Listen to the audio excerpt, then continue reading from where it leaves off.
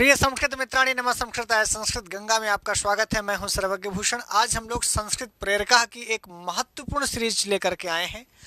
बहुत दिनों से आप इनका इंतजार कर रहे थे। ये साफल्यम की सीरीज में और जो हारा वो हमारा, दोनों सीरीज को आप बहुत प्यार दे रहे हैं। साफल्यम में हम ये सीखते हैं कि भाई जो व्यक्ति सफल हुआ उसकी सफलता में क्या कारण रहे हैं, उसकी रणनीति क्या रही है, वो किस तरीके से कितने सालों से बीज बोता आ रहा है, तब एक दिन आप उसका सफल चेहरा देख पाते हैं। देखिए, चाहे हम असफल होते हों और चाहे सफल होते हों, ये केवल एक दिन की सफलता और असफलता नहीं होती। तो निश्चित रूप से जो साफल्यम सीरीज में महाजनो येन गतस्स पंथाः में हम श्रेष्ठ लोग जिस मार्ग से चलते हैं वही रास्ता श्रेष्ठ माना जाता है। उसका मतलब सिर्फ ये है कि सफल वालों लोगों से हम ये सीखें कि उनका बचपना, उनका घरेलू माहौल कैसा था, उनके गुरुजन कैसे थे, उनकी प्राइमरी की परीक्षाएं की सिद्धता कैसी हुई, बीए एमए में वो किस प्रकार की तैयारी की, और बीए एमए बीएड करने के बाद वो आगे का अपना क्या रणनीति बना करके पढ़ते थे। तो एक बहुत जाना पहचाना नाम, एक बहुत चिर परिचित नाम, जिसको आपने न जाने कितनी बार यूट्यूब चैनल में देखा होगा, आपने अनअकैडमी में देखा होगा, सरल संस्कृत व्याकरण चैनल में देखा होगा और संस्कृत गंगा में बहुत बार देखा होगा। मेरे ख्याल से अब आपके पास दो नाम आ रहे होंगे, या तो निर्मोही सर होंगे और या तो मेरे ख्याल से आप खुद देख लें और आप समझ पाएंगे। तो ये चेहरा आपसे परिचित रहा होगा, बहुत बार आपने इनसे लघु सिद्धांत कॉमेडी पढ़ी होगी और बहुत दिनों तक कोई ये नहीं जान पाता कि आप व्याकरण के हैं, कि आप न्याय के हैं, कि दर्शन के हैं, कि वेद के हैं। जिस भी विधा को आप पढ़ाते हैं उसी के हो जाते हैं। तो अभी 25 साल की अवस्था में इतने अच्छे शास्त्रों का अध्ययन कर लेना और इतनी शास्त्र अध्ययन के बाद उसकी डायलॉग डिलीवरी माने उसकी अभिव्यक्ति कर लेना, ये बड़ी बात है, खासकर शिक्षा जगत में। तो हम अरुण जी का स्वागत करते हैं। अरुण कुमार पांडे आपका नाम है, बाकी परिचय ये स्वयं देंगे, और जिनको हम लोग प्यार से प्रभु जी कहते हैं। चूँकि हमारे यहाँ अरुण कुमार पांडे बहुत थे, इसलिए हम लोग किसी अरुण को कुछ न कुछ नाम से बुलाना था, तो हम लोग प्रभु जी से ये कहेंगे कि अपने बचपन से लेकर के अब तक की सफलता की कहानी में, आपकी सफलता की कहानी को बहुत लोग सुनना चाहते हैं, आत्मसात करना चाहते हैं, बहुत लोग प्रेरित होना चाहते हैं। तो वो आपके जीवन में क्या ऐसी घटनाएं रहीं कि संस्कृत के प्रति आप आकर्षित हुए, और न केवल आकर्षित हुए बल्कि एक मापदंड, एक मानदंड स्थापित किया संस्कृत जगत में। तो इन्हीं से हम लोग सुनते हैं जी।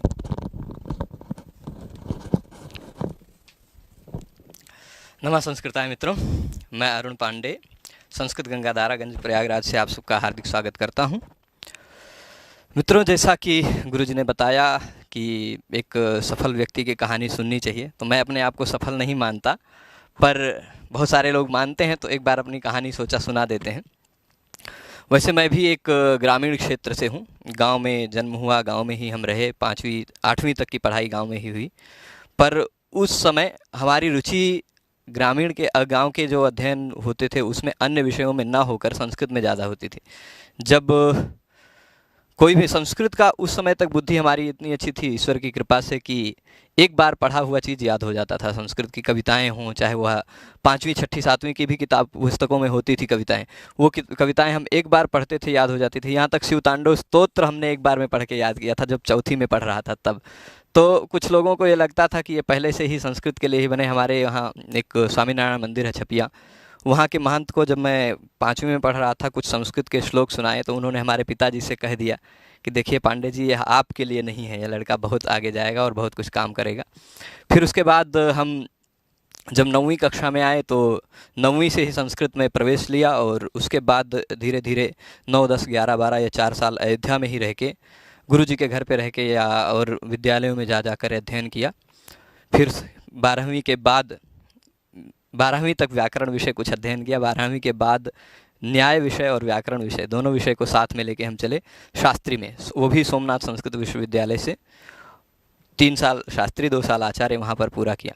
लेकिन वहाँ हमें वातावरण बहुत अच्छा मिल गया। वातावरण का तात्पर्य क्या है कि अगर कोई व्यक्ति, कहा गया है निरस्त पादपे देशे रंडोई पुद्रिमायते, तो ऐसी स्थिति में जहाँ और कोई ना रहे तो वहाँ हम जैसे लोग भी बहुत आगे बढ़ जाते हैं। और 4 साल 5 साल 4 साल हम सोमनाथ में रहे, 1 साल तो शास्त्री में हम अहमदाबाद में ही थे।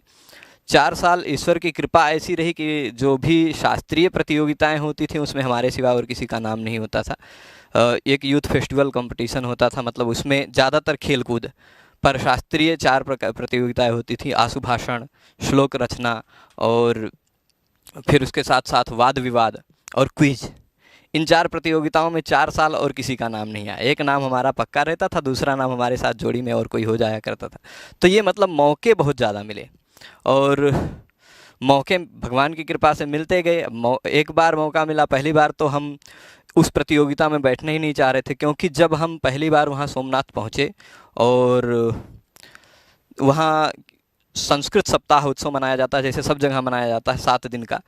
तो उस संस्कृत सप्ताहोत्सव में पहली बार क्विज प्रतियोगिता में मैं उसमें गुरुजी पेपर बनाते हैं, 50 प्रश्न का पेपर बनाते हैं। 50 प्रश्न का पेपर होता था। उस पेपर में हम जितने भी विद्यार्थी क्विज में बैठना चाहते हैं सब अपना नाम लिखाते थे। फिर वो जो ज़्यादातर लोग अच्छा प्रदर्शन करते थे ऐसे लोगों को चुन करके स्टेज पे बैठाया जाता था।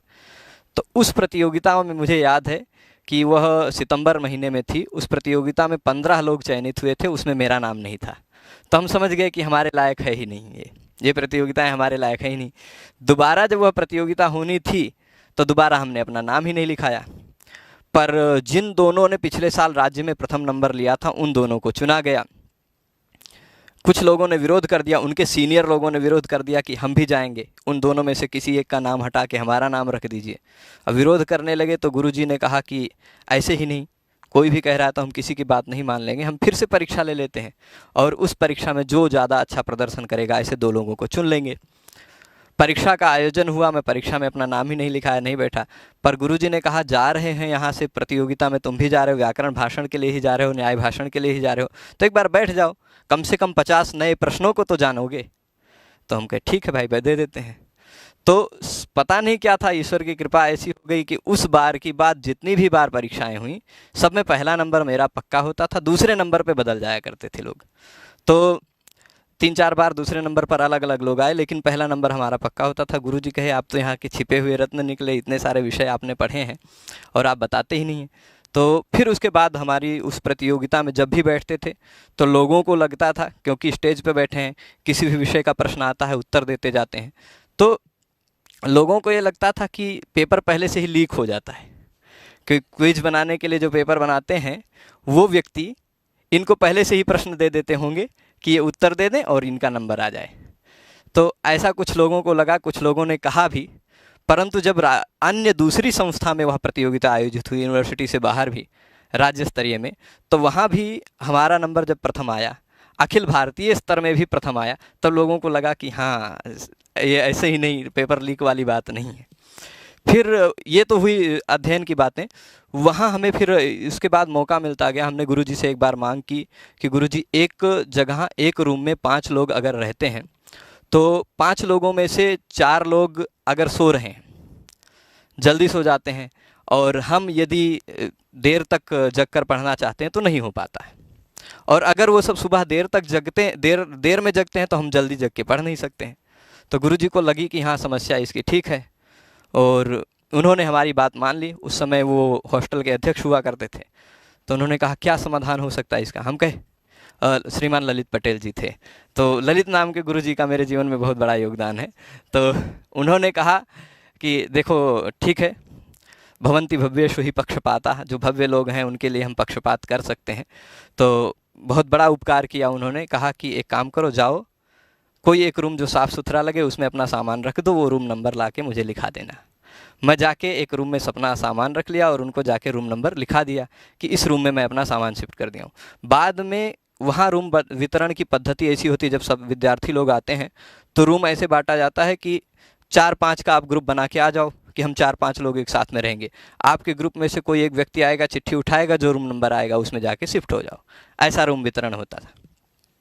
तो हमें जो रूम में शिफ्ट कर दिया गया था उस रूम की चिट्ठी ही नहीं बनाई और उस रूम में हम फिर अकेले रह गए। और सौभाग्य ये रहा कि ईश्वर की कृपा ही थी कि उतने मतलब वर्ष तक, उससे ज़्यादा भी समय तक हम अकेले एक रूम में रहे, तो किसी भी विद्यार्थी ने एक भी बार विरोध नहीं किया कि हम सब 4-5 लोग एक रूम में रहते हैं, अरुण जी एक रूम में अकेले क्यों रहते हैं। ऐसा किसी ने विरोध नहीं किया। जो नए आए थे एक दो व्यक्ति ने आवाज़ उठाई भी, पर उनको बता दिया गया कि आप इनके शांत रहिए, इनके सामने मत बोलिए। और फिर हम ऐसा भी करते थे, मतलब वहाँ उस एक समय हमने ऐसा भी नियम बना दिया था कि आप सुबह 9 बजे, रात में 9 बजे, इन 2 समय पे हमारे रूम में आ सकते हैं और कभी नहीं। तो रूम हमेशा गेट बंद रहता था। खिड़कियां भी थीं तो वहाँ पास में फैक्ट्री है, उसका धुआं आने के चक्कर में खिड़कियों पर पर्दा लगा दिया था। यानी पूरे रूम में अगर गेट बंद है तो प्रकाश का स्थान नहीं है, खाली अंधेरा। और संयोग से एक टेबल लैंप खरीद लिए थे, वो टेबल पे ही खाली उजाला रहता था पूरे रूम पे। साल भर हमारे रूम पे खाली टेबल पे उजाला और पूरे रूम में अंधेरा। तो मजबूरी में हमें टेबल पे ही देखना है। एक पुस्तकें रखी रहती थी। एक पुस्तक मान लीजिए जो हमारा विषय नहीं है, साहित्य भी, भास नाटक चक्र ही हम सब 7-8 दिन में पूरा पलट के पढ़ डाले, पूरा भास नाटक चक्र। तो एक पुस्तक उठा रहे हैं, मान लीजिए मन भर गया तो दूसरा पुस्तक उठा लेते। क्योंकि भाई आप अध्ययन से बहुत सारे लोग उब जाते हैं, भाग जाते हैं। हमारा क्या था, पूरा 5-5 मिनट का टाइम टेबल फिक्स था। 11:55 से 12:05 इतने देर तक गाना सुनना है, चाहे मोहम्मद रफ़ी, चाहे किशोर कुमार, चाहे लता मंगेशकर, तो उतना देर तक गाना चलेगा मोबाइल में। वो इतना पक्का रहता था। अब उसके बाद उसके सिवाय हम बैठे रहते थे अपने कुर्सी पे और पुस्तकें बदलते रहते थे, विषय बदलते रहते थे, लेकिन उठते कम थे। और कुछ विद्यार्थियों ने भी सहयोग किया, जैसे खाना खाना हम भूल जाते थे। एक बार उसी में ऐसे पढ़ने में खो गए कि स्वाइन फ्लू हो गया, 7-8 दिन तक अस्पताल में भर्ती रह गए। तो फिर सुधर गए कि अब टाइम से सोना है, टाइम से जगना है। नहीं तो घड़ी थी नहीं, तो घड़ी खरीद के टेबल पे रख लिए। वो हमें बता देता था कि अब सोने का समय हो गया, तो हम सो जाते थे। फिर उसके बाद जब कुछ विद्यार्थियों ने सहयोग ये किया कि दरवाज़ा खटखटा देते थे कि खाने का समय हो गया। और अगर मान लीजिए खाना खा के विद्यार्थीगण लौट आए हैं और मैं किचन में नहीं गया हूँ, तो वो विद्यार्थी, गणेश नाम का विद्यार्थी था, वो अपनी थाली में खाना ला के मुझे मेरे रूम में दे जाता था। तो ऐसा भी सहयोग मिला, बहुत अच्छा मतलब वातावरण मिल जाता है आपको, तो आप आगे जाते हैं। और उसी में फिर काफ़ी सहयोग मिला। वहाँ पर हमने केवल एक जैसे कहा है कि आपका कोई एक विषय नहीं होना चाहिए। मैं किसी भी विषय का विशेषज्ञ नहीं हूँ, कोई भी विषय मुझे अच्छे से नहीं आता है, लेकिन ईश्वर की कृपा से कोई भी ऐसा विषय नहीं है जिस विषय को मैंने स्पर्श नहीं किया है। तंत्र शास्त्र, ज्योतिष शास्त्र, यहाँ इन सब को विषयों को भी स्पर्श किया है। तो सब पर स्पर्श किया है, सब पर थोड़ी थोड़ी गति है। अयोध्या में गुरुजी के घर पे भी रह के पढ़ा था, तो वो भी सभी विषय पढ़ाते थे, सब कुछ सुनता था।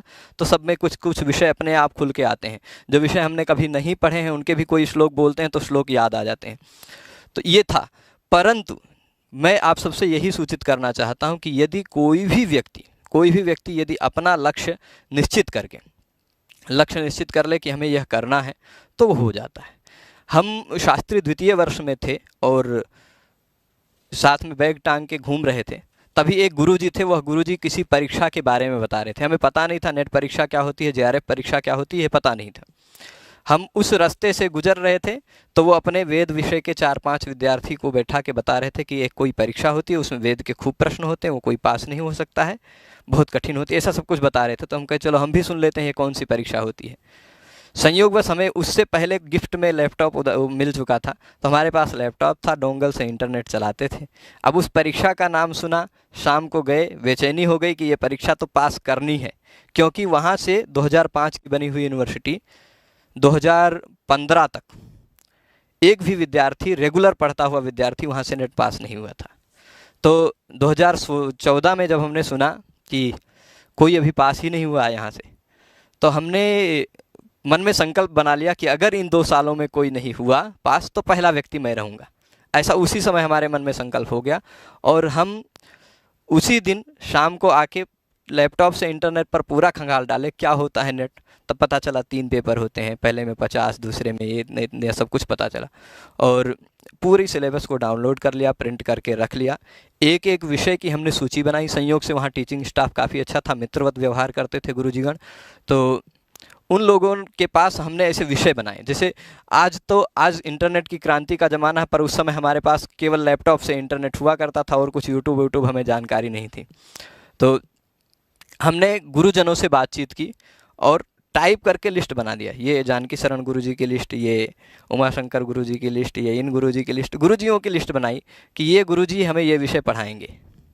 पूरे सिलेबस की लिस्ट बना डाली और उसको प्रिंट करा के फाड़ करके गुरुजी को आप चिट्ठी पकड़ा दी, ये गुरुजी इतना विषय आपको पढ़ाना है, जब आप कहेंगे तब मैं आ जाऊँगा। तो उन्होंने कहा थोड़ा समय अगर किसी के पास कम रहे, जैसे मान लीजिए प्रधानाचार्य जी थे, उनको बार बार मीटिंग में आना हो, तो हम कहे गुरुजी आप जब कहेंगे तब मैं आऊँगा। लेकिन पढ़ाना आपको है। तो वो सहयोग अच्छा मिल गया वहाँ पर, कुछ गुरुजियों ने पढ़ा दिया हम, और जो व्यस्ततावश नहीं पढ़ा पाए तो हम बता दिए कौन सी पुस्तक से पढ़ना ठीक रहेगा या कहाँ उसकी सामग्री है, ये सामग्री बता दीजिए। तो लाइब्रेरी में भी बैठ के पढ़ते थे, अपने रूम पे भी बैठ के पढ़ते थे। और हमारे पढ़ने को तो देखकर कुछ एक दो कहानी ऐसी याद आती है, कुछ एक दो लोग बोले थे कि जैसे लाइब्रेरी में बैठे हैं तो कुछ आपस में भी बातचीत भी करते रहते हैं लोग। एक दो लोग बोले कि ऐसे मत करो यार पांडे जी, पागल हो जाओगे, कभी कभी लोगों से बातचीत भी कर लिया करो।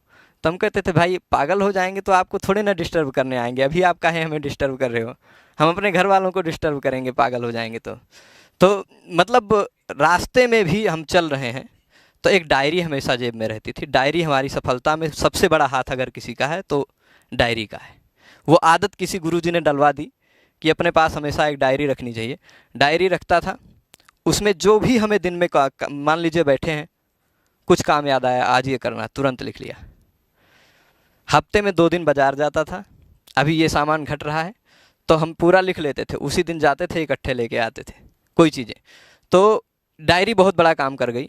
और जो चीज़ हमें तैयार करना है, मान लीजिए इतना हमें याद करना है, तो हम डायरी में लिख लिए, उसको चलते जा रहे हैं, पढ़ते जा रहे हैं, रास्ते में चलते चलते पढ़ते जा रहे हैं, तो वो भी समय बच जाता है। आप अगर करना चाहें तो कहीं भी आप अपने समय का उपयोग कर सकते हैं। बहुत सारे उस समय शुरुआत में पहले साल हम सबका हॉस्टल यूनिवर्सिटी से 3 किलोमीटर दूर हुआ करता था, तो 3 किलोमीटर दूर आने जाने के लिए ज़्यादातर विद्यार्थी 5 रुपये टैक्सी कर दिया करते थे, 5 रुपया दे दिया करते थे। अब हमारा क्या था कि उस समय ऐसी स्थिति नहीं थी कि हम 5 रुपया दे के भी आए जाएँ, और दो चीज़ हो गई भाई, प्लस में सोचें तो अच्छी बात है। हम सोचे हमारा टाइम भले ज़्यादा लग जाएगा लेकिन उतने समय में हम रास्ते में चलते चलते कुछ पढ़ लेंगे, टैक्सी में बैठेंगे तो सबके साथ बातचीत करते करते जाएंगे, वैसे जाएंगे पैदल तो कुछ पढ़ते जाएंगे, अपना समय हो जाएगा। और इस तरह से फिर जब हम ऐसे पढ़ते पढ़ते चलते थे रास्ते में, बाद में कुछ और विद्यार्थियों ने अनुकरण करना शुरू किया, तो हमें थोड़ी प्रसन्नता मिलती जाती थी कि हमें लगता था कि हम सच में कुछ अच्छा कर रहे हैं जिससे लोग अनुकरण कर रहे हैं। और इससे ऐसे ऐसे करते करते हम बहुत सारे विषयों को हमने तैयार किया, समय का उपयोग किया। हम बाथरूम में भी 15 दिन में एक बार कपड़ा धोते थे, कपड़े उतने थे कि 15 दिन में एक बार धोते थे। या रविवार को वो भी समय होता था रात में 9 बजे से, रविवार को ही धोते थे रात में 9 बजे से ही, उसके सिवाय कभी हम बाथरूम में घुसते नहीं थे कपड़ा धोने के पर्पज से। पर उससे पहले बाथरूम में कुछ लिख के चिपका देते थे या कुछ रिकॉर्डिंग करके कान में लगा लेते थे कि ये सुनते रहेंगे जब तक कपड़ा धोते रहेंगे तब तक। तो वहाँ भी समय का उपयोग किया और इस पद्धति से सभी विषयों में थोड़ी थोड़ी गति हो गई। नेट की परीक्षा जब हमने पहली बार दी तो संयोग से 73 कोड से नेट हो गया, और जब हमारा पहला सेमेस्टर ही चल रहा था तो 73 कोड से नेट हो गया। फिर हम सोचे कि हमें यहाँ से पीएचडी करनी नहीं, हम थोड़ा विदेश जाना चाहते थे पीएचडी के लिए। पर जब वहाँ की फीस इत्यादि देखी और रिक्वायरमेंट देखी, लगभग हार्वर्ड यूनिवर्सिटी में जाना चाहते थे कि पीएचडी वहाँ से करेंगे, लेकिन 2 करोड़ 60 लाख के आसपास लग रही थी फीस 5 साल की। तो हम कहे हमारा जितनी संपत्ति है पिताजी सारा बेच देंगे, गांव वाले भी बेच देंगे, तब भी नहीं होगा, तो हम तो जा चुके। इसलिए फिर वहाँ की प्लानिंग छोड़ी और इसलिए हम सोचे थे कि अगर भारत में रहना है तो असिस्टेंट प्रोफेसर की योग्यता है ही हमारे पास, जेआरएफ की ज़रूरत ही नहीं क्योंकि पीएचडी तो बाहर से करनी है। फिर पर बाद में हमारे भैया ने बोला कि एक बार ये रह जाएगा। 25 कोड का हमने नेट 73 से पहले ही हो गए थे। 25 कोड का इसलिए भरा क्योंकि एक सोमनाथ विश्वविद्यालय में एक कोई गुरुजी थे, उन्होंने कह दिया था कि अरुण को व्याकरण तैयार है, ज्योतिष तैयार है और दर्शन इत्यादि तैयार है, इसलिए उसने 73 कोड से पास कर लिया। 25 कोड से नहीं कर पाएगा। वो अपने विद्यार्थियों का मनोबल बढ़ाने के लिए कह रहे होंगे, पर किसी व्यक्ति ने मुझसे कह दिया कि ऐसा वो गुरुजी कह रहे थे। तो हम कहे क्या बताएं, गुरुजी से थोड़े ना जवाब लगाया जाता है। हम इसीलिए उस बार फॉर्म भर दिए 25 कोड से और उससे भी हो गए। तो और वो जिन विद्यार्थियों का उत्साहवर्धन कर रहे थे वो लोग संयोग से नहीं हुए, तो उसमें भी हमारा ही हो गया। फिर उसके बाद हमारे भैया एक बार बोले कि एक बार परीक्षा दे दो जेआरएफ के लिए भी, क्योंकि नहीं तो ये रह जाएगा कि हम परीक्षा दिए और जेआरएफ नहीं हुआ। तो तैयारी की, हमारी कमजोरी पहले पेपर में रह जाया करती थी, पहले पेपर की तैयारी किया और हो गए, जेआरएफ भी हो गए। पर अब इतनी सारी परीक्षाएं सफल हो चुकी थी, इतने सारे कंपटीशन में हमारा नंबर आ चुका था, बहुत जगह प्रतियोगिताओं में, बहुत जगह कई प्रतियोगिताओं में हमारा नंबर आ चुका था, बहुत परिचय बढ़ गया था। तो इसलिए लोग हमसे पूछते रहते थे कि क्या करें, कैसे परीक्षाओं को पास करें। तो उसी माध्यम से हम सब आप सबको भी बता रहे हैं कि जो लोग भी हमसे पूछना चाहते हैं वो सब लोग हमारी इस वीडियो को देख के जान सकते हैं। तैयारी करने के लिए कोई शॉर्टकट नहीं होता, कोई वास्तविकता है, सफलता का कोई शॉर्टकट होता ही नहीं है। आपको मेहनत करना पड़ेगा। सबसे बड़ी चीज़, सबसे बड़ी मोटिवेशन आपके सामने आपका सिलेबस है। आपको पता है कि जो भी प्रश्न आएंगे इन्हीं से आएंगे, इससे बाहर आएंगे नहीं। तो क्यों ना हम उन सिलेबस के प्रत्येक बिंदु पर ऐसा ध्यान रख लें कि किसी भी बिंदु से कोई भी प्रश्न आए तो हम जरूर ना जानते हो, मान लीजिए ना जानते हो, तो उस प्रश्न के 2 विकल्प के बारे में जानकारी हमारी होनी ही चाहिए। 4 विकल्प में 2 विकल्प के बारे में जानकारी जरूर हमारी हो, इतना तो जरूर पढ़ लें, तो वो सफलता मिल जाती है उसमें। ऐसे लोग हमसे पूछते रहते थे कि पांडे जी क्या करें, कैसे सफल हों, कैसे। फिर हमने हमारा जुलाई 2018 में JRF हो चुका था। उसके बाद जो परीक्षा हुई दिसंबर में 2018 में, फिर शायद जनवरी 2019 में हुई थी, और दिसंबर 2019 में जनवरी, मतलब 2 बार परीक्षाओं को हमने नहीं दिया। और हमने जो परीक्षा दी थी उस समय अंतिम बार वह लिखित परीक्षा हुई थी, OMR वाली। उसके बाद फिर कंप्यूटर पे होने लगी, और उसी बार सिलेबस भी बदल गया। अब हमसे कोई व्यक्ति पूछता था कि कैसे पढ़ें, तो हम उसको रसगंगाधर इत्यादि पढ़ने को बताते थे, पर बाद में पता चला ये तो सिलेबस में ही रह नहीं गया। रसगंगाधर पढ़ने का उपाय बताने लगते थे। फिर OMR कैसे भरना है, पहला पेपर कैसे देना है, पहले पेपर में टाइम मैनेजमेंट, पर बाद में पता चला ये सब कंप्यूटर के आते रह ही नहीं गया। तो हमने सोचा कि क्यों ना, लोग पूछते ही रहते हैं और हमारी जानकारी तो आउटडेटेड हो गई, पुरानी हो गई, तो हम अपनी जानकारी को अपडेट करने के लिए एक बार कंप्यूटर पर जब एग्ज़ाम हो रहा है और एक बार जो ये लिखित परीक्षा सिलेबस बदल गया है, तो क्या परिवर्तन आया है, कितना बदलाव आया, और क्या हमारे मानसिकता में क्या बदलाव किया जा सकता है तैयारी के लिए, ऐसा देखने के लिए हमने एक बार परीक्षा दे दी। 73 से भी दी, 25 से भी दी, और संयोग से दोनों कोड से पूरे भारत में प्रथम स्थान आ गया, पता नहीं कैसे वो आ गया।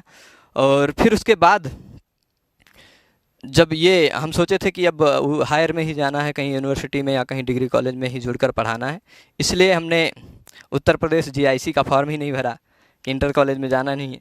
प्रवक्ता का भी फॉर्म नहीं भर रहे थे, ये निर्मोही सर के कहने पे भर दिए। और फिर उसके बाद प्रवक्ता का फॉर्म भर तो दिए, पर एग्ज़ाम देने नहीं जाने वाले थे, क्योंकि हमारा एक सिद्धांत है, जो विषय समझने वाले हैं उनको समझ लीजिए, पर जो विषय याद रखने वाले हैं वो सब भूल जाइए। क्योंकि अब जैसे साहित्य की ये उक्ति हो गई, कोई एक कहानी कथा, कोई एक उक्ति है, ये उक्ति किसने कही है, हमारे किस काम आने वाली है, हमारे जीवन में कुछ काम में आने वाली नहीं। समझने वाली बातों पर मैं गंभीरता रखता हूँ, जो समझी जा सकती हैं, समझाई जा सकती हैं, पर ये चीज़ें हम कहाँ से समझाएं कि ये उक्ति किसकी है, ये उक्ति किस ग्रंथ की है। तो इस कारण से साहित्य में हम इसे संकल्पित थे कि पढ़ेंगे नहीं, ये सब क्या, उतने समय में हम कुछ समझने वाला विषय पढ़ लेंगे। तो इसलिए साहित्य के विषयों को हमने नहीं पढ़ा था, और इसीलिए हम पुराने पेपर देखते थे यहाँ PGT के, तो उसमें साहित्य की उक्तियों की भरमार देख के हम डर गए थे कि शायद हमारा नहीं होगा, हमारे लायक ये परीक्षा नहीं है, और अंदर से पंक्तियाँ पूछते हैं। तो इसलिए परीक्षा देने की मानसिकता नहीं थी हमारी। जिस दिन परीक्षा थी उस दिन हमारी बनारस की यात्रा निश्चित थी कि हमें बनारस जाना था। पर परीक्षा से 2 दिन पहले सर्वज्ञ सर और निर्मोही सर रूम पे आए थे, और इन्होंने बोला कि आप परीक्षा जरूर दीजिए। हम कहे करना ही नहीं इंटर कॉलेज में। कहे नहीं, परीक्षा दीजिए, आपके पास एक ऑप्शन आ जाएगा कि आप करना चाहें तो ये भी कीजिएगा, नहीं करना चाहें तो मत कीजिएगा, पर एक बार ये रहेगा कि ऑप्शन आ गया आपके पास। और कुछ ऐसे आसपास के लोगों से भी कुछ हम वो सुन रहे थे बुराई भी कि अरुण पांडे जी कुछ भी हैं, सरकारी नौकरी अभी तक तो नहीं ले पाए, लेके दिखाएं बहुत हो तो इसी मतलब कई तरह के मन में बातें चल रही थी, इसलिए जाके परीक्षा दे ही दिए कि कुछ भी होगा थोड़ा पास तो हो ही जाएंगे, ऐसा लग रहा था, पर रैंक में शायद आए कि ना आए। और संयोग से हुआ भी ऐसे। हमारे कुल जो 5 प्रश्न गलत हुए, 5 के 5 प्रश्न साहित्य की उक्तियों से ही थे। 5 के 5 प्रश्न साहित्य की उक्ति के, एक रघुवंश की उक्ति, 2 अभिज्ञान शाकुंतलम की उक्ति, एक सर्वम शून्यम दरिद्र से मृच्छकटिकम की उक्ति और शिशुपाल वध की उक्ति। ये 5 की 5 उक्तियाँ हमारी गलत हुई और सभी प्रश्न सही थे। तो अब उसके बाद एक इंटरव्यू हुआ, इंटरव्यू में भी अच्छा प्रदर्शन रहा, ईश्वर की कृपा से अच्छे विद्वान आ गए, उन्होंने अच्छा नंबर भी दे दिया, तो रैंक भी अच्छा खासा मिल गया और लखनऊ में भी चयन हो गया। तो लखनऊ में विद्यालय भी देख के आ गए हैं, जल्द ही मतलब अगले सप्ताह तक ज्वाइन कर लेंगे। तो इसमें ऐसा कुछ नहीं है। अगर आपको विषय तैयार है, सिलेबस तैयार है, तो आप कुछ भी कर सकते हैं। सिलेबस तैयार करने के लिए आप, मेरा यह परामर्श रहेगा कि आप कुछ भी नहीं पढ़ना चाहते हैं आपके, क्योंकि ज़्यादातर परीक्षार्थियों के मानसिकता यह होती है वो सोच नहीं पाते हैं कि क्या पढ़ें। अगर आप ऐसे ही हैं कि आप सोच ना पा रहे हो कि क्या पढ़ें, कितना पढ़ें, किस विषय को पढ़ें, कितना हमें तैयार हो गया, ये अगर नहीं जान पा रहे हैं, तो आप जहाँ पढ़ने बैठते हैं वहाँ पर सिलेबस का एक फाइल रख लें या चिपका दें। जब भी पढ़ने बैठें तो सबसे पहले सिलेबस एक बार ज़रूर पढ़ लें। वो समझ लीजिए जैसे क्या होता है, पूजा करने बैठते हैं तो सबसे पहले श्री गणेशाय नमः करते हैं ना, वैसे ही जब आप पढ़ने बैठें तो सिलेबस ज़रूर एक बार पढ़ लें पूरा। ज़्यादा टाइम नहीं लगेगा, 5-10 मिनट लगेगा, लेकिन वह 5-10 मिनट आपके घंटों का टाइम बचा सकता है। क्योंकि घंटे भर आप सोचते रहेंगे क्या पढ़ें, एक किताब उठाए वो रख दिए, आज चलो इसको नहीं पढ़ते, दूसरा उठाए नहीं पढ़ते, ये जो आपका घंटों का समय बच जाएगा। अगर आप सिलेबस एक बार पढ़ लेते हैं तो आपकी बुद्धि खुद आपको बताती है कि हम अभी इतने विषय पढ़ चुके हैं, इसका प्रश्न आएगा तो कर लेंगे, इसका आएगा तो नहीं कर पाएंगे। तो अगर आप के मन में यह आइडिया आ जाता है, विचार आ जाता है कि हमें ये पढ़ना चाहिए, चलो आज ये पढ़ लेते हैं, तुरंत मन में आता है और मन प्रेरित करता है पढ़ने को, तो आप पढ़ेंगे, वो विषय तैयार होता जाता है। तो सबसे बड़ा उपाय यही है कि सिलेबस ज़रूर एक बार देखें, और जो विषय नहीं तैयार है उन विषयों की सूची बनाएं, अलग से भी सूची बनाएं। और आजकल तो क्या उपलब्ध नहीं है, सब कुछ उपलब्ध है आपका। आप समझ लीजिए हमेशा चिंतामणि हाथ में रख के घूमते हैं या कल्पवृक्ष के नीचे बैठते हैं। आप जो चिंतित करते हैं, जो चाहते हैं, वो यूट्यूब पे खोज लीजिए, सब कुछ मिल जाता है। आपके हाथ में जो आपका मोबाइल है वो आपको सब कुछ दे देता है, सब कुछ उपलब्ध है, पीडीएफ के रूप में उपलब्ध है, नोट्स बहुत सारे उपलब्ध है। बहुत सारे लोग संस्कृत के क्षेत्र में अच्छा काम कर रहे हैं, इसीलिए सभी विषयों की अपेक्षा मेरिट संस्कृत में हाई रहती है हमेशा। और हाँ, एक बात और भी ध्यान रखिएगा, आप टारगेट जो लोग लेते हैं वो टारगेट छोटा मत लें। अगर 125 प्रश्न है तो 125 में से 125 करना है, ऐसा टारगेट लें। क्योंकि यदि आप जनरल हैं तो आप कंपटीशन बहुत बढ़ गया है। अगर आप पूरे का सोचते हैं कि हमें 120 तक ही पहुंचना है या 115 तक ही पहुंचना है, तो हो सकता है कि आप 115-20 तक भी ना पहुंच पाए।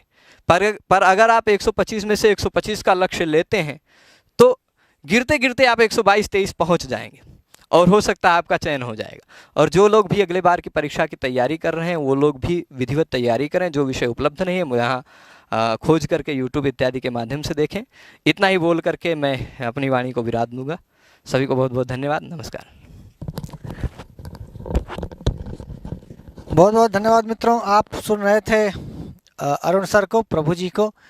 बड़ा अच्छा लगा ये पूरी वीडियो, आपको 2-2 बार देखनी चाहिए मेरे ख्याल से। किसी के जीवन, इतना डिटेल में किसी ने अपना जीवन नहीं बताया, और ये मैं आपसे निवेदन कर रहा था कि आप अपने बचपन की कहानियाँ ज़रूर बताइएगा, क्योंकि बीज कितना मजबूत है फल उतना ही अच्छा होगा। तो यदि आप गड़बड़ बीज ही बोएंगे तो निश्चित रूप से फल बहुत अच्छे नहीं आएंगे। तो मैं जानना ये चाह रहा था कि आखिर ये संस्कृत का बीज वपन कैसे हुआ, और बहुत सारी साधना लगती है। देखते हैं बीज को ना, बीज बनने के लिए और मिट्टी में 10 दिन रहना पड़ता है। उसके बाद उसकी गर्मी से जब आपका पादप निकलता है, छोटा सा पौधा, फिर बड़ा होता है, फिर फल लगता है, फूल लगते हैं वगैरह वगैरह। तो हम ये कहानी डिटेल में आपको इसलिए सुनाना चाह रहे थे कि आप ये देखें कि एक अरुण पांडे बनने में इतने साल का वक्त लगता है, इतने गुरुजनों के पास रहना पड़ता है, इस प्रकार की दिनचर्या जीनी पड़ती है, इस तरह से अपने आप को ढालना पड़ता है, और ऐसे कुछ संकल्प लेने पड़ते हैं, कुछ बड़े उद्देश्य के साथ आगे बढ़ने होते हैं। मैं पूरी बात को समराइज करके आपसे यही कहूँगा कि देखें, इन्होंने एक बहुत सुंदर सी बात कही जो आपको नोट करने लायक है। वो ये कि कभी भी संकल्प या अपना उद्देश्य या जो विजन बनाए वो छोटा ना बनाए। छोटा विजन बनाएंगे तो आप हो सकता है उससे भी छोटे रह जाएं, इस बात को हमेशा ध्यान रखना है आपको। और दूसरी बड़ी बात, आपने इनकी दैनिक दिनचर्या से देखा, जीवन में कोई व्यक्ति बहुत बड़ा बना है तो उसको बहुत बड़ा बनाने में भी इस 25 साल की अवस्था में 15वीं रैंक ला करके, और मैं वीडियो में बोलना तो नहीं चाहिए, लेकिन 49 नंबर पाना इंटरव्यू में, और अपनी योग्यता के बल पर पाना, इस शब्द को ध्यान रखने का, अपनी योग्यता के बल पर पाना, ये बात मैं 2 बार दोहरा रहा हूँ, आप समझ गए होंगे। ये एक बड़ा कदम होता है, ये बहुत बड़ी बात होती है कि 50 में 49 नंबर आप पा जाएं, और वो भी अपने ज्ञान के बल पर पा जाएं। विद्वान गुरुजनों की कृपा तो होती ही है, निश्चित रूप से गुरुजनों का आशीर्वाद चाहिए, लेकिन जिस तरह से अरुण सर मुझे याद है हम और निर्मोही सर गए थे इनके घर और ये कह रहे थे कि सर दूसरे दिन पेपर था और कह रहे थे कि सर हमारा टिकट है, हम बनारस जा रहे हैं। हम लोगों ने कहा कि भाई साहब परीक्षा तो दे लो परीक्षा तो दे नहीं रहे। बोले सर हमारा साहित्य नहीं तैयार है, हमारी सारी सूक्तियाँ गलत हो जाए। और सच में सूक्तियाँ गलत भी हुई क्योंकि ये साहित्य पढ़ते ही नहीं थे। अच्छा हुआ कि हमारे साथ संस्कृत गंगा में हम लोग बहुत दिनों तक साथ रहे, 6-7 महीने तक। आपसे बहुत कुछ मैं शाम को सब लोग हमारी वीडियो देखते थे और शाम को हम अरुण सर की वीडियो देखा करते थे, खासकर तर्क भाषा की और जो ये पढ़ाया करते थे लघु सिद्धांत कौमुदी। जो इनके पढ़ाने का अंदाज है, जो विषय का की गंभीरता है, जिस गंभीरता को बड़ी सरलता से पढ़ा देते थे, तो रात में जब हम वीडियो इनकी देखा करते थे तो हमारी श्रीमती जी कहती थी कि आप कैसे पढ़ रहे हो, तो हम दिखाते थे कि देखिए हम इनसे पढ़ते हैं। क्यों? क्योंकि जो विषय का विवेचन हुआ करता था अरुण सर का, और अभी भी मैं चाहूँगा कि संस्कृत जगत में लगातार इनकी सेवाएं मिलती रहें, जिस किसी भी प्लेटफॉर्म पर हों, चाहे अनअकैडमी में, चाहे संस्कृत गंगा में या सरल संस्कृत व्याकरण में, जहाँ कहीं भी आप रहें, संस्कृत जगत को ये सेवाएं आपको देते रहना चाहिए। न्याय के क्षेत्र में, दर्शन के क्षेत्र में हो, चाहे कोई भी विषय, मैंने इनसे कहा होगा। मैं महाभाष्य, चूँकि मैं साहित्य का विद्यार्थी रहा हूँ तो निश्चित रूप से महाभाष्य वगैरह जब मुझे पढ़ना होता था, कुछ ऐसे गंभीर विषय में बहुत बार चर्चा कर चुका कि ब्रह्मसूत्र शांकर भाष्य पर कुछ आप बोलिए, आप कुछ कहिए, ताकि हम लोग आपको पढ़ करके कुछ बच्चों को बता पाएँ। तो मुझे ये खुशी होती है ये कहते हुए कि इतनी कम उम्र में शास्त्रों में इतनी बढ़िया गति और इतना लंबा विजन, इतनी लंबी सोच, इतने बड़े संकल्प संस्कृत जगत में लेने चाहिए। और ये हम सब लोगों के लिए संस्कृत रत्न है। लोगों को ना भारत रत्न मिला करता है और मुझे लगता है कि हम लोगों को भी संस्कृत रत्न खोजने चाहिए और इस प्रकार का पुरस्कार मिलना चाहिए संस्कृत जगत की ओर से कि भाई साहब एक भारत रत्न हो और संस्कृत में संस्कृत रत्न हो, संस्कृत भूषण हो। संस्कृत भूषण जैसे वहाँ पद्म भूषण होता ना, पद्म भूषण, संस्कृत श्री, ऐसे पुरस्कार मिलने चाहिए लोगों को जो अपने सामर्थ्य से, अपने ज्ञान बल से, अपनी शक्ति से, अपनी प्रतिभा से संस्कृत जगत को अभिसिंचित कर रहे हैं, संस्कृत जगत को आगे ले जा रहे हैं। तो मित्रों आज के दिन इतना ही। मेरे ख्याल से आपको फिर से इस वीडियो को रिवर्स करके दोबारा कभी खाली समय में बैठ करके देखना चाहिए, क्योंकि हर एक सेंटेंस आपकी ज़िंदगी को बदलने लायक होगा। आज के लिए इतना ही और अरुण सर प्रभु जी के साथ हम आपसे विदा लेते हैं, लेकिन इस वादे के साथ कि जब तक अरुण सर रहेंगे, भारत की धरती, ये तो मृत्युलोक है भाई, आज हैं कल हम लोग नहीं रहेंगे, पर ना रहने पर भी इनकी कमी कभी खलेगी नहीं, ना मेरी और ना आपकी। तो कम से कम यूट्यूब जगत में जब इतना सब कुछ टेक्नोलॉजी के क्षेत्र में हम लोग इतने आगे बढ़ चुके हैं, तो कम से कम जैसे पाणिनि के ज़माने में यूट्यूब होता तो कम से कम पतंजलि पाणिनि कात्यायन को हम लोग देख पाते। तो हमारी आगे आने वाली पीढ़ी, अब वो तो ऋषि मुनि की हम सिर्फ किताबें पढ़ पा रहे हैं, काश कहीं कालिदास के ज़माने में यूट्यूब आ गया होता तो हम कालिदास को प्रत्यक्ष देख पा रहे होते।